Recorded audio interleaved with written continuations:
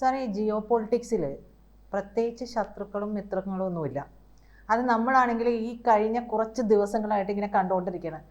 ഇന്ന് ശത്രു എന്ന് കരുതിയവനൊക്കെ നാളെ മിത്രങ്ങളായി മാറിക്കൊണ്ടിരിക്കുന്ന ഒരവസ്ഥ. ഇപ്പോൾ തന്നെ ചൈനയുടെ കാര്യം നോക്കുക. ചൈനയുമായിട്ട് ഇന്ത്യ ഈ ഒരു മിത്രം ആയിട്ട് അങ്ങ് പോകുമെന്ന് ആരും വിചാരിച്ചില്ല. ചൈനയുമായിട്ട് അടുപ്പത്തിലായി കഴിഞ്ഞപ്പോൾ പലരുടെയും നെഞ്ചിൽ ഭയങ്കര വിങ്ങലും ഉണ്ടായി. കാരണം ഇത് സംഭവിക്കാൻ പാടില്ലല്ലോ, ഇതിങ്ങനെ സംഭവിച്ചാൽ ഞങ്ങൾ പിന്നെ ഇവിടെ പണിയെടുക്കുന്നത് വെറുതെ ആകില്ലേ എന്നുള്ളൊരു ചിന്ത അവർക്കുണ്ടായിരുന്നു. അതിനിടയിൽ ട്രംപ് ഏറ്റവും അവസാനം നമുക്കുള്ള ഒരു അടി എന്ന നിലയിൽ മെഡിസിനുകളുടെ ഇവിടെ നിന്ന് കയറ്റുമതി ചെയ്യുന്ന മെഡിസിനുകൾക്ക് 100% അടിച്ചു തന്നു. നമ്മളത് പ്രെഡിക്റ്റ് ചെയ്തിരുന്നു ഇത് വരാൻ സാധ്യതയുണ്ട് എന്നുള്ളത്. അപ്പോൾ പിറ്റേ ദിവസം ഷീ ജിൻപിങ് വന്നിട്ട് പറഞ്ഞു, എന്നാൽ പിന്നെ കുഴപ്പമില്ല, ആ മെഡിസിൻസൊക്കെ നിങ്ങൾ ഇങ്ങോട്ടേക്ക് കയറ്റി അയച്ചോ എന്ന് പറഞ്ഞു. അപ്പോൾ ട്രംപിന് അവിടെ സത്യത്തിൽ വായടഞ്ഞു. ഇവർക്ക് മെഡിസിൻ വേണം താനും, ഈ ഒരു പണി കൊടുക്കാനും പറ്റിയില്ല എന്നുള്ള അവസ്ഥയിൽ ഇപ്പോൾ അടുത്ത ഒരു പണി കൂടി വരുന്നുണ്ട്. അതായത് 5 വർഷമായിട്ട് നിർത്തിവെച്ചിരുന്ന ഈ ഒരു വിമാന സർവീസ് കൂടി പുനരാരംഭിക്കാൻ പോകുന്നു എന്നുള്ള വാർത്തയുണ്ട്. അപ്പോൾ സത്യത്തിൽ ഈ ചെയ്തു വെക്കുന്ന ഈ അവനവൻ ചെയ്യുന്ന ദുഷ്ചെയ്തികൾ തിരിച്ചടിക്കും എന്ന് പറയുന്നത് സത്യത്തിൽ ട്രംപിനാണ്. ട്രംപിന് സത്യത്തിൽ മുട്ടയിൽ ആരെങ്കിലും കൂടോത്രം ചെയ്തിട്ടുണ്ടോ എന്നുള്ളൊരു സംശയം കൂടി ഇതിന് പിന്നിലുണ്ട്. കാരണം എല്ലാം വന്ന് തിരിച്ചടിക്കുകയാണ്, ഒന്നും അങ്ങോട്ട് ഏശുന്നില്ല. എന്താവും ഈ ഒരു അവസ്ഥ? ട്രംപ് ഈ പറയുന്നത് പോലെ ചെയ്ത ഒരു ഗുണമെന്ന് പറഞ്ഞാൽ ചൈനയും ഇന്ത്യയും തമ്മിലുള്ള ബന്ധം ഒരുപക്ഷെ വേഗത്തിലാക്കി ബന്ധം. ഇതിനുവേണ്ടി RIC അല്ലെങ്കിൽ റഷ്യ വളരെ കാലം കൊണ്ട് ചർച്ച ചെയ്തുകൊണ്ടിരിക്കുകയായിരുന്നു. ഒരു 10-24 അല്ലെങ്കിൽ ചർച്ച നടന്നിരുന്നു. അപ്പോഴും നമ്മൾ അങ്ങോട്ട് പോയില്ല. കാരണം നമുക്ക് നേട്ടമെന്ന് പറഞ്ഞാൽ നമ്മുടെ വളർച്ചയ്ക്ക് ചൈനയുടെ ഒന്ന് ഒതുക്കി നിർത്തിക്കൊണ്ട് അമേരിക്കയുമായിട്ടുള്ള ബന്ധം ഉണ്ടെങ്കിൽ മറ്റു രാജ്യങ്ങളുമായിട്ടുള്ള നമ്മുടെ കയറ്റുമതി, നമ്മുടെ മാനുഫാക്ചറിങ് അല്ലെങ്കിൽ ഇപ്പോൾ ലോക ഫാക്ടറി എന്ന് അറിയപ്പെടുന്ന ചൈനയുടെ ആ ഒരു മൊണോപ്പൊളി ഒരു പരിധി വരെ പൊളിച്ചുകൊണ്ടിരുന്നത്. അപ്പോൾ നമ്മൾ അങ്ങനെ ഒരു പരുവത്തിന് നിന്നു. ഇത് തന്നെ മതിയായിരുന്നു. ചൈനയെ പൊളിക്കുന്നതിന് വേണ്ടി അമേരിക്ക എടുക്കുന്ന സ്റ്റാൻഡ് തന്നെ മതി. ബുദ്ധിയുള്ളവർ അതാണ്. ബൈഡൻ വരെ അതാണ് ചെയ്തുകൊണ്ട് നമുക്ക് കീഴിൽ കൂടെ പണി തന്നുകൊണ്ടിരിക്കുന്ന സമയത്ത് പോലും ബൈഡൻ വരെ അതാണ് ചെയ്തുകൊണ്ടിരുന്നത്. ഇപ്പോൾ ഇയാൾ ചെയ്തുകൊണ്ടിരിക്കുന്നതിനകത്ത് ഇയാളുടെ തലയിൽ എന്തോ സാധനം ഇരിക്കുന്നുള്ള കാര്യത്തെപ്പറ്റി നമുക്കറിയില്ല.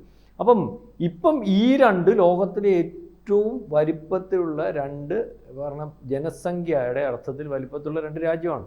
മാത്രമല്ല രാജ്യത്തിൻ്റെ വലിപ്പം അത്രയ്ക്ക് വലുതാണ്. അപ്പം പിന്നെ മാത്രമല്ല ഈ രാജ്യം രണ്ടും ഇപ്പം മത്സരിച്ചു കൊണ്ടിരിക്കുകയാണ് പല മേഖലയിൽ. ഒന്ന് മാനുഫാക്ചറിങ്ങിൻ്റെ, പിന്നെ IT മേഖല, ഈ പറയുന്ന മറ്റ് പല മേഖലയിൽ. അപ്പോൾ ഇതിങ്ങനെ മത്സരിച്ചുകൊണ്ടിരിക്കുന്നു. അതുപോലെ ആഭ്യന്തര വിപണി ഒരുപക്ഷെ ലോകത്തിലെ ഏറ്റവും വലിയ ആഭ്യന്തര വിപണിയായിട്ട് ഇന്ത്യ മാറിക്കൊണ്ടിരിക്കുകയാണ്.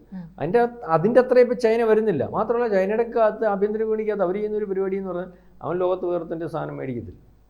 അവൻ്റെ സാധനം അവിടെ തന്നെ അവൻ ആവശ്യത്തിനുള്ള സാധനം അവിടെ തന്നെ അവൻ കച്ചവടം ചെയ്യും. കാരണം വേറെ ഒരുത്തനെ സാധ്യതയില്ല. അതുകൊണ്ടാണ് ചൈന ഇപ്പോൾ പലരും പിന്തള്ളിയിട്ട് ഇന്ത്യയിലോട്ട് വരുന്നത്. ഇന്ത്യയിൽ ഏത് സാധനവും കച്ചവടം ചെയ്യാൻ പറ്റും. നമ്മുടെ സാധനം വിൽക്കാൻ പറ്റും, മറ്റുള്ളവൻ്റെ സാധനം കൊണ്ടുവന്നാൽ അത് മേടിക്കാൻ പറ്റും.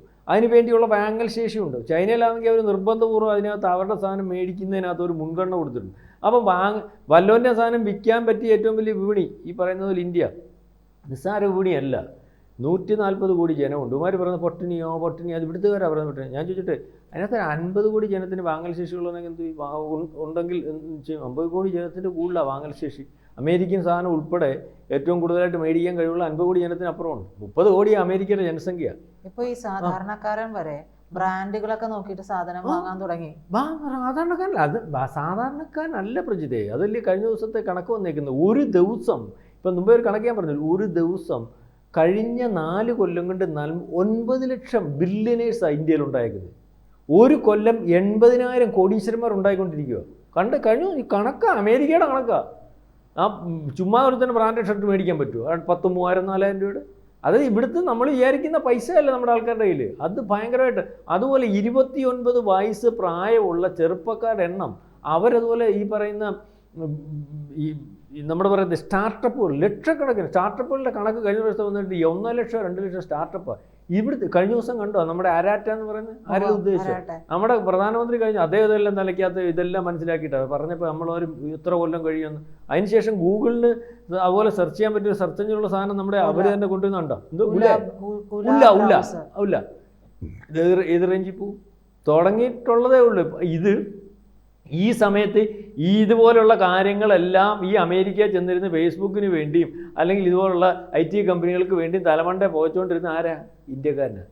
ആ തലമണ്ട പോയിക്കുന്നതിന് അമേരിക്കക്കാരന് 5 ലക്ഷം കൊടുക്കും, ഇന്ത്യക്കാരന് എത്ര കൊടുക്കും? 2 ലക്ഷം കൊടുക്കും. അവനെല്ലാം ഇയാൾ പുറത്താക്കുമെന്ന് പറയും. ഇയാൾ പുറത്താക്കി അവരുടെ ഒരു സാധ്യത ഇവിടെ സാധ്യതയായി മനസ്സിലാവുന്നുണ്ട്. മാത്രമല്ല ഇവൻ്റെ ഈ തലച്ചോറുള്ളവനെയാണല്ലോ പണ്ട് ഇവൻ കൊണ്ടുപോയിട്ടുള്ളത്. ഇവൻ്റെ ഈ രാജ്യത്തിൻ്റെ ഡെവലപ്മെൻറ്റ്സ് എന്ന് പറഞ്ഞാൽ വല്ലവൻ്റെ ചൈനക്കാരൻ്റെ തലച്ചോറും ഇന്ത്യക്കാരൻ്റെ തലച്ചോറും ആയി അമേരിക്ക അറിയാം പ്രധാനമായിട്ടും. അവിടുന്ന് ചെന്നിട്ടുള്ളവൻ ജോലി ചെയ്തിട്ട് ഇപ്പോഴും അതൊക്കെ തന്നെ. മാറിക്കഴിഞ്ഞാൽ തീർന്നു.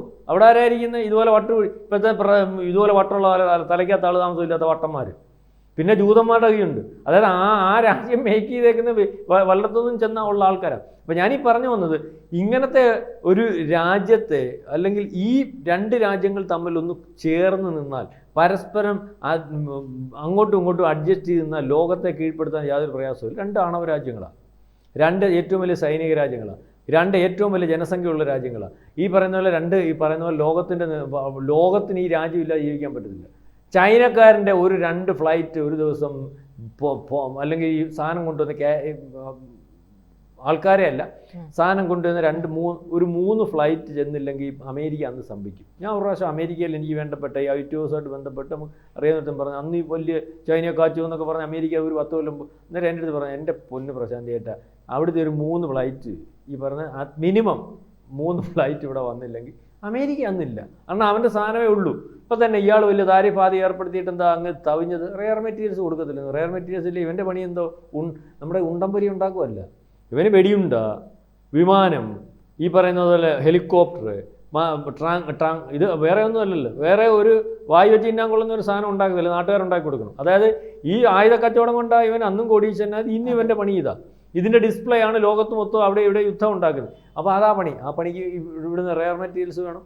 അല്ലെങ്കിൽ അപ്പോൾ ചൈനക്കാരൻ്റെ ഇല്ലാതെ ഏറ്റവും കൂടുതലുള്ള, അതുപോലെ ഇന്ത്യ എന്തെല്ലാം സഹായിക്കേണ്ടി വരും. അപ്പം ഞാൻ പറഞ്ഞു, ഇങ്ങനത്തെ ഒരു അവസ്ഥയിലാണ് ഈ പറഞ്ഞ 2 രാജ്യങ്ങളും തമ്മിൽ ബന്ധം ഉണ്ടാകും. നമ്മളെ അതിർത്തി പ്രശ്നം ഉണ്ടല്ലോ 2020 അന്ന് ഗാൽവാൻ പ്രശ്നം. അന്നാണ് ഈ വിമാന സർവീസ് നിർത്തിവെച്ചത്. ഇപ്പോൾ ഈ വീണ്ടും വിമാന സർവീസ് തുടങ്ങുന്നതിന് വേണ്ടി കൊൽക്കത്ത, ഡൽഹി എന്നൊക്കെ വിമാന സർവീസ് കണ്ടിന്യൂസ് തുടങ്ങുന്നതിന് വേണ്ടി ഇവിടുത്തെ ബിസിനസ്സുകാരെ അല്ലെങ്കിൽ ഇവിടുത്തെ മാധ്യമ പ്രവർത്തകരെ അല്ലെങ്കിൽ ഈ പറയുന്നത് പോലെ എല്ലാവരെയും അവിടെ ഉൾക്കൊള്ളിച്ച് അല്ലെങ്കിൽ വിസ കൊടുത്തിട്ട് പരസ്പരം ധാരണയോട് കൂടി പോകുന്നതിന് ഇപ്പം അനുവദിക്കുന്ന രീതിയിൽ കഴിഞ്ഞ ദിവസം പറഞ്ഞിട്ടുണ്ട്, നമ്മൾക്കിടെ നിയമത്തിനനുസൃതമായിട്ട് ഇവിടെ വന്നിട്ട് അവരുടെ കമ്പനികൾക്ക് ബിസിനസ് ചെയ്യുന്നതിന് വേണ്ടിയുള്ളതൊക്കെ സംസാരം. അതുപോലെ ടിക്ടോക്ക് ഇപ്പോൾ വീണ്ടും ഇവിടെ ഇത് ചെയ്തിട്ടില്ല. ടിക്ടോക്ക് നമ്മൾ ഇവിടുന്ന് മാറ്റിയപ്പോഴത്തേനും അവൻ എത്ര 1000 കോടി രൂപയുടെ നഷ്ടമാണ്. അത്രയ്ക്ക് വലിയൊരു ഈ കമ്പോളമാണ് നമ്മുടെ കമ്പോളം. അപ്പം ഇതൊക്കെ മറന്നുകൊണ്ട് അമേരിക്ക കളിച്ചിട്ടുണ്ടെങ്കിൽ അമേരിക്കയുടെ പതനമാണ്.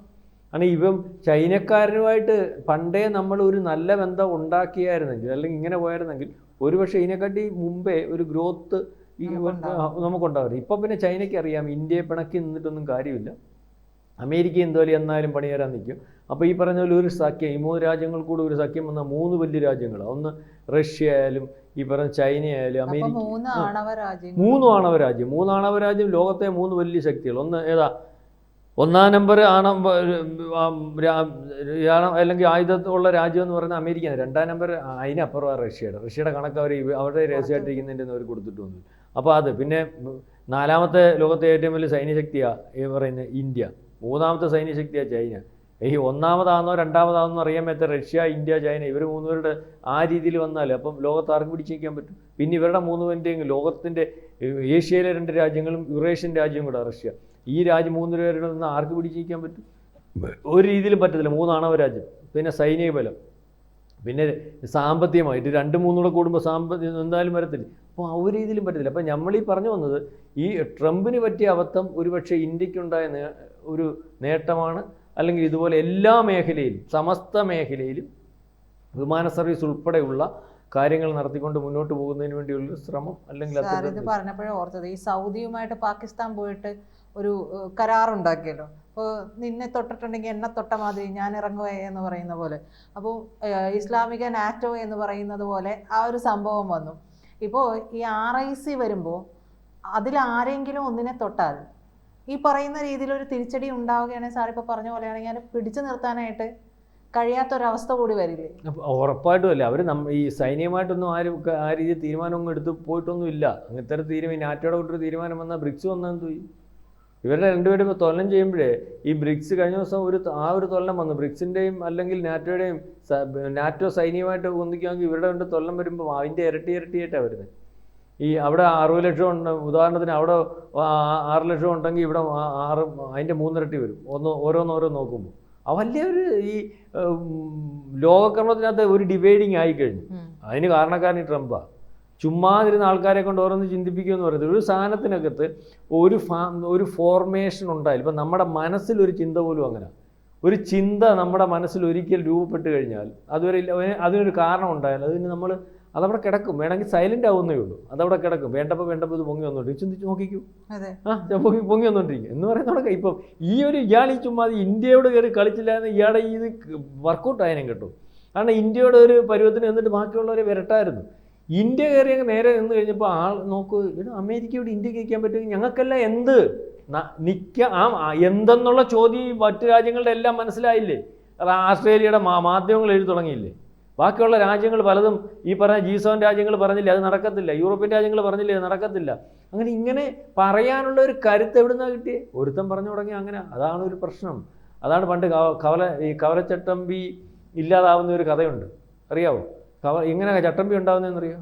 ഇപ്പം പ്രജരെ അങ്ങോട്ട് ഇറങ്ങിപ്പോയി ചട്ടമ്പി ആണെങ്കിൽ ഇങ്ങോട്ട് വരാൻ ദുർബലന്മാരെ 4 പേരെ 4 അടിയടിച്ച് അവനങ്ങ് നിലത്ത് വീണു പോകും. അപ്പം ബാക്കിയുള്ളവർ ഇയാൾ വലിയ പോകണ്ട മുട്ടണ്ട പേടിച്ച്. അപ്പോൾ ഇവനിങ്ങനെ ആ ലെവലിൽ അങ്ങോട്ട് പോയിട്ട് കൊള്ളാവുന്ന ഒരുത്തന്നെ തോളയിലോട്ട് വരുമ്പോൾ അവൻ നിങ്ങൾക്ക് ഒറ്റ ഒരെണ്ണം തരും, ടിഷ്യൂ. പിന്നെ ലോകത്തുള്ള മൊത്തവും നിങ്ങളെ തല്ലും. അങ്ങനെയാണ് അതായത് ട്രംപിന് പറ്റിയത്. ട്രംപിന് പറ്റിയെന്നുള്ള ഇയാൾ ആ കവലച്ചട്ടമ്പിയായിട്ടോ അല്ലെങ്കിൽ ലോകത്തിൽ ഇങ്ങനെ ഇരിക്കുന്ന ഒരു സെറ്റപ്പിലങ്ങ് ഇരുന്നാൽ മതിയായിരുന്നു. ഇയാൾ അപ്പം ബാക്കിയുള്ളവനെയൊക്കെ ഒരു അടിയൊക്കെ അടിച്ച് വീണ്ടും ചട്ടമ്പിയായിട്ട് നിൽക്കായിരുന്നു. അപ്പം ഈ നല്ല ബുദ്ധിയുള്ള ചട്ടമ്പി വരെ ചെയ്യുന്നതെന്ന് പറഞ്ഞു കഴിഞ്ഞാൽ വില ഉള്ളവനെ കാണുമ്പോൾ ഞങ്ങൾ രണ്ടുകൂടാന്നേ ഇങ്ങനെ നിന്നാൽ പോരായിരുന്നു. ഇങ്ങനെ നിന്നായിരുന്നു ഇയാൾക്ക് ഈ താരിഫ് ഉണ്ടാക്കായിരുന്നു, ഇയാൾക്ക് അവിടുത്തെ കടം മാറ്റായിരുന്നു, കാര്യങ്ങൾ ചെയ്യാമായിരുന്നു, എല്ലാം ചെയ്യാമായിരുന്നു. ഇപ്പം ഇതെല്ലാം പൊളിഞ്ഞു. അമേരിക്ക നമ്മൾ പറയുമ്പോൾ ആൾക്കാർക്ക് വിശ്വസിക്കത്തില്ല. അമേരിക്കയുടെ നിലനിൽപ്പിനെ ബാധിക്കും, അമേരിക്ക പൊളിയും, അമേരിക്കയ്ക്ക് പഴയ രീതിയിൽ മുന്നോട്ട് പോകാൻ പറ്റുന്നൊരവസ്ഥയില്ല. കാരണം ഇതിനകത്ത് വേറെ കല്യാണ്ട് ആൾക്കാർ വിശ്വസിച്ചാലും ഇല്ലെങ്കിൽ ഇയാൾ കളിച്ചത് ഇന്ത്യയോടാണ്. രണ്ടാമത് അതിൻ്റെ തലപ്പത്തിരിക്കുന്നത് നരേന്ദ്രമോദി. അയാളോട് യുദ്ധം ചെയ്യാൻ നിന്നിട്ടുള്ളവനൊന്നും കുണം പിടിച്ച് ഞാൻ കണ്ടിട്ടില്ല. അത് സത്യം.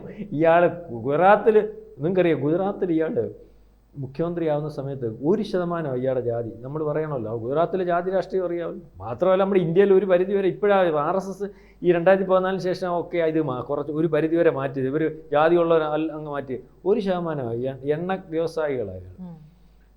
അവിടെ എനിക്ക് തോന്നുന്നു യാദവല്ല പ്രധാനപ്പെട്ടൊരു ജാതിയുണ്ട് അവിടെ. അവരുടെ കയ്യിൽ നിന്ന് അത് കോൺഗ്രസ് ആയാലും അവരുടെ ജാതിക്ക് ഒക്കത്തിൽ BJP ആയാലും ഇയാൾ വന്നു കഴിഞ്ഞ് ഇവനൊക്കെ എങ്ങോട്ട് പോകാന്നറിയത്തില്ല. ഒരു ജാതി സമൂഹമൊക്കെ ഇവിടെ ഇല്ല. കാരണം ഇയാൾക്കെതിരെ ആയി നിന്നവർ മൊത്തം ഒന്നെങ്കിൽ തൊലഞ്ഞു പോയി, അല്ലെ പാർട്ടിക്കകത്തുനിന്ന് പോയി അതുവരെ എന്ന രാജ്യം. അപ്പോൾ വേറെ അങ്ങനത്തെ ഒരു ജാതകം ഇയാൾക്കെതിരെ നിന്ന് ഏത് രാജ്യമുണ്ട്? ഇയാൾക്കെതിരെ ശ്രീലങ്കയ്ക്കകത്ത് നിന്ന് ഭരണാധികാരി മുണ്ടും തുണിയില്ലാതെ ഓടിപ്പോയി. അത് ഇയാൾക്കെതിരെ ഗെറ്റ് ഔട്ട് ഇന്ത്യ എന്ന് പറഞ്ഞുകൊണ്ട് ഉടുപ്പിട്ടുകൊണ്ട് നിന്ന് അതെ മാലദ്വീപ്സിൽ അറിയാമോ? ഈ അവിടുത്തെ വലിയ അയാളെന്ത് ചെയ്യും? ഇവിടെ വന്ന് കാലയെ പിടിച്ചില്ലേ ആ രാജ്യത്തിന്? അങ്ങനെ ഓരോ രാജ്യവും അതുപോലെ തന്നെ ഇപ്പോൾ യൂനസിൻ്റെ കഥ കണ്ടോണേ, ഞാൻ അവിടെ ഇട്ട് തല്ലിക്കൊല്ലും. മനസ്സിലായി കയ്യിൽ നിന്ന് പോയി നിൽക്കുക, യൂനസിൻ്റെ കിളി പോയി നിൽക്കുക, യൂനസിൻ്റെ കയ്യിൽ നിന്ന് ബംഗ്ലാദേശ് പോയി നിൽക്കുക. അറിയോ എന്ത് ചെയ്യണമെന്ന് അറിയാൻ വയ്യാതെ യൂനസ് നിൽക്കുക. അപ്പോൾ ഇങ്ങനത്തെ ഒരു കാര്യമുണ്ട്. അപ്പോൾ മാത്രമല്ല ഈ പലരും അത് അയാളുടെ ഒരു ജാതകമായിരിക്കും, ഒരു പക്ഷേ അയാളുടെ യോഗമായിരിക്കും. ഏതായാലും ട്രംപിൻ്റെ കാര്യം അമേരിക്കയുടെ കാര്യം ഇതിനകത്തൊരു തീരുമാനമായിരിക്കുക. അതിപ്പം അമേരിക്ക പൊളിഞ്ഞു അല്ലെങ്കിൽ പൊളിയും എന്നുള്ള രീതിയിലേക്ക് ലോകത്തിന് മൊത്തം അറിയാം. അല്ലെ അമേരിക്കയ്ക്ക് ആകം നമ്മൾ പറയുന്നത് നമ്മുടെ ഉള്ളറിയിക്കരുത്. ചില വീട്ടിലുള്ളവർ പറയത്തില്ലേ, പല കാരണവന്മാർ നമ്മുടെ ഉള്ളു വേറെ തന്നെ അറിയിക്കല്ലേ. ഇതിപ്പോൾ അമേരിക്ക എന്താണെന്നുള്ളവരെ അറിഞ്ഞു. ഇനിയിപ്പോൾ ആരെങ്കിലും ഇരിക്കുമെന്ന് പറഞ്ഞു.